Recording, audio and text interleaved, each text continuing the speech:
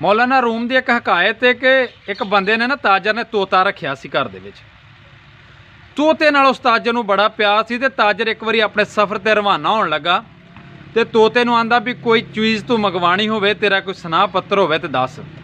तोता आंदा फलां जंगल दे विचों जदों तू लंघेंदा उहदे उत्ते एक किक्कर है, उस किक्कर दे उत्ते साडा एक बजुर्ग तोता रहिंदा ते तुसीं मेरा उहनूं ना सनाह दे दिओ कि इस तरह फलां जगह ते मैं आ ते कैद ते आ मेरे हाल हवाल है, मेरा उहनूं दस दिओ तुसीं ते कोई जिहड़ा ओह दस्से दा मैनूं आण के दस दिओ। ताजर अपने सफ़र ते गया, जो उत्थे पहुंचा वेख्या किक्कर दे उत्ते बहुत सारे तोते बैठे सन, एक विच बजुर्ग तोता भी सी। उन्हें उस तोते नूं मुखातब करके ते पिछले तोते का सारा सनाह जो दिता ना तो वह तोता फड़फड़ांदा डिग्या तो जमीन ते आण के मर गया। नाल जिन्ने भी तोते हैं सारे उवें डिगे ते मर गए। ताजर अपने सफ़र ते रवाना हो गया, परेशान होया झट खलो के। काफ़ी दिनों तो बाद जो वापस आया तो आण के घर दे विच अपने तोते नूं जो सारा माजरा किस्सा सुनाया तो उवें तोता गल सुनदे ही फड़फड़ाया तो फड़फड़ांदे ही मर गया।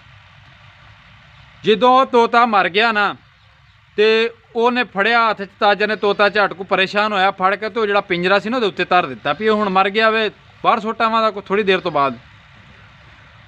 देर तो बाद उस तोते जो वेख्या भी मालक दूर हो गया, उन्हें डारी मारी तो जाके एक शाख ते बह गया।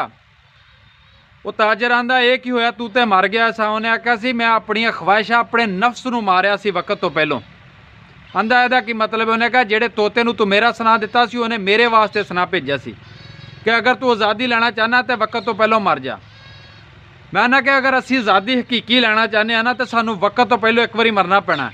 साडियां फालतू ख्वाहिशां जिहड़ियां ने मकाणियां पैणियां। अज तो सारे कहण डे ने भी शाम नूं 8 वजे ताजर दुकानां बंद कर देण, मैरिज हाल बंद कर दिओ, होटल बंद कर दिओ। ते जिहड़े अफसरां दे कमरिਆਂ ਦੇ ਵਿੱਚ बड़े बड़े ਵੱਡੇ 3-3 हज़ार वाट ਦੇ हीटर लगे ने, ਉਹ कौन बंद कराएगा? इन्हां ख्वाहिशां अपणियां नूं भी मारो एक बारी। मेरे एक उस्ताद ने तो उन्होंने ना मैं आख्या भी बंदे की गल दे विच असर किदों हुंदा वे, लोग उहदी गल ते कायल कदों हुंदे ने कि जदों जो भी वो बोले वो गल लोकां दे दिलां दे विच घर घर जावे। मेरे उस्ताद ने एक बड़ा ही कीमती लफ्ज़ बोलिया, उन्हें आख्या जदों भी वो अपनी सच्ची जिंदगी की गल बोलेगा, जदों जिहदे ते खुद अमल कर रहा वे, वो गल जदों किसी नूं दस्सेगा तो यकीनन हर बंदा अमल करेगा। हुण ये ताजर जिन्ने भी ने शहरी क्यों नहीं अमल कर रहे इन्हां हुकूमतां ते इन्हां अफसरां दे कहण ते? क्योंकि खुद अफसर ते जिहड़े हुकूमती नुमाइंदे ने इन्हां ने घरां दे विच आप ते जिन्ना एक गरीब बस्ती का जिन्ना खर्चा एक अफसर के घर का उन्ना खर्चा बिजली का, जिन्नी देर तक वो खुद घट नहीं करेगा उन्नी देर गरीब किस तरह बंद करेगा? तुसीं खुद एक बारी रोल मॉडल तो बनो, लोगों नूं दसो, तुसीं अवेयरनेस दिओ लोगों नूं कि इस तरह खर्चा कम हो सकता है। फिर तुसीं वेखिओ खर्चा घट हुंदा कि नहीं। जदों अपनी तो अजायशी तुसीं घट नहीं करते पे तो गरीब किस तरह करे? गरीब के घर के अगे ही एक बल्ब बलदा वे, वो बल्ब भी बंद करके तो नेरे च अपने बच्चे डबो देवे सारे। कोई खुदा दा खौफ करो इस कौम ते, कोई साडे बच्चों के हालत रहम कर दो। बड़ी तुसां अजायशी कर ली है, बस कर दिओ एक बारी। ये साडे मुल्क का कोई सवार छड़ो, तुसीं सारी जिंदगी अपने पेट के हथ ना फेरो। जिन्ना बच्चों तुसीं हराम खवांदे जे ना, ये बच्चे भी तुहाडे कल नूं काम नहीं जे आउणे।